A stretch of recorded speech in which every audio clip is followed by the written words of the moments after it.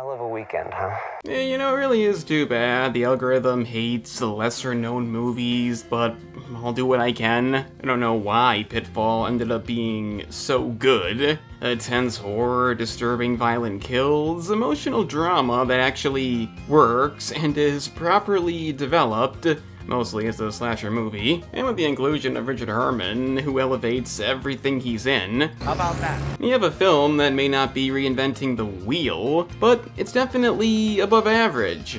In fact, it's very above average, so let's get into why.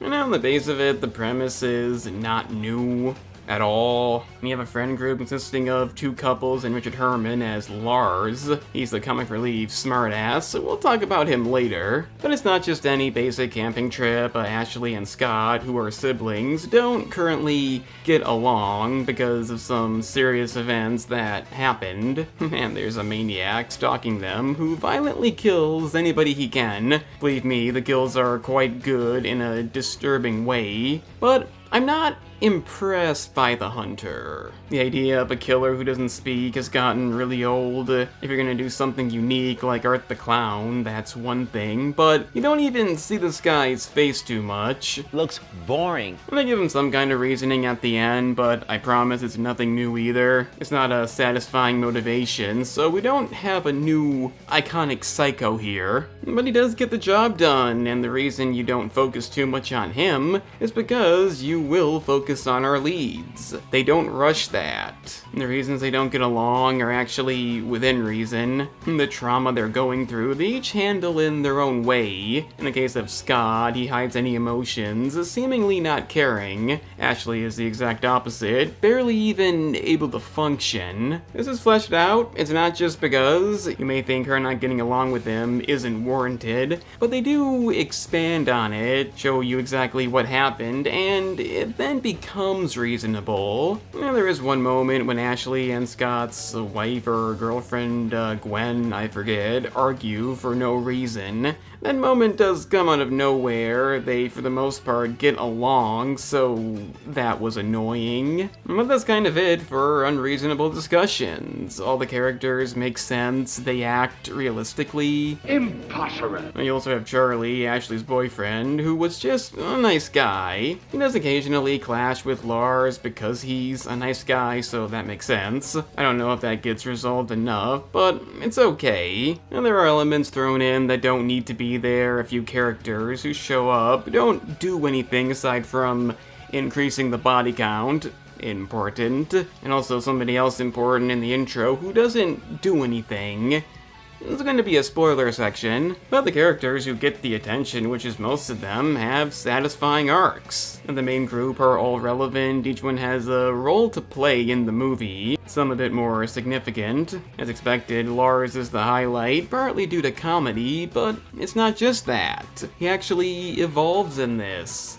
Now, who saw that coming? It's almost like when they made this, they actually thought about how the situation should be portrayed. Nothing's unreasonable. It's not too deep to the point you really care. But overall, you will be rooting for them. A slasher movie doesn't need to do that, but this one does. That's not even getting into the slasher elements, the practical gore and violent kills. I have no complaints there. It's not just the kills though, lots of injuries sustained, and they don't hold back. It's not the whole movie to the point you call it torture porn, but there are some pretty disturbing moments. It's definitely a cut ahead of basic slasher affairs. It does lead to an issue because when nothing's happening, the movie is somewhat spinning its wheels. Yeah, the terror of what could happen, the violent kills, and overall drama do keep you invested, but despite taking time to develop that, you get the feeling it could have been a bit shorter, even though it's not even 2 hours. It especially becomes an issue for the climax, even though a lot of shit goes down, and it's unexpectedly good. It's also a bit too long, like we're lingering on one scene when somebody else should be dead, given how long this scene goes on, but they're not. It's like the hunter just stood there waiting. A slight editing issue there, but still, it's quite good.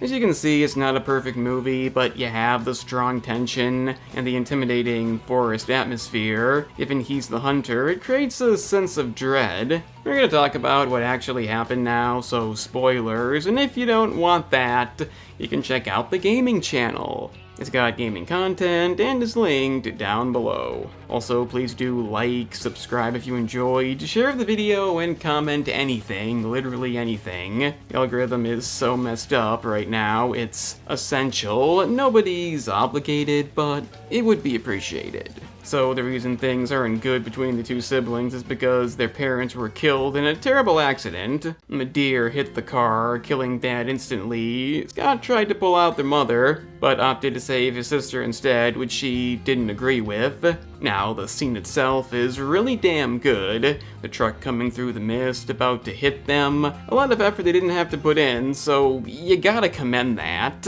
Throughout the movie, you think she's just mad due to him not being upset, until you find out what really happened, which you don't know until the end. It's shown through various flashbacks, so it gets the right effect. I know it's not the newest idea, but damn it, it's done the right way here. Like I said, a few scenes don't work, but the one when Lars explains why he came on the trip, despite not really liking camping, because he can't tell Scott no due to what he's done for him, and just showing some overall compassion, explaining that Scott is actually affected by what happened, he just doesn't show it, is something you don't normally get from that type of character. And that's why he's the best character. Scott ends up falling in the pit because Pitfall, really early on in the movie, leading his leg to be impaled, so he spends the duration in there, and probably has no hope of not losing that leg due to infection, but that's not mentioned. Lots of injuries are glossed over, which would likely kill you. But what isn't taken so lightly is burning to death in his tent.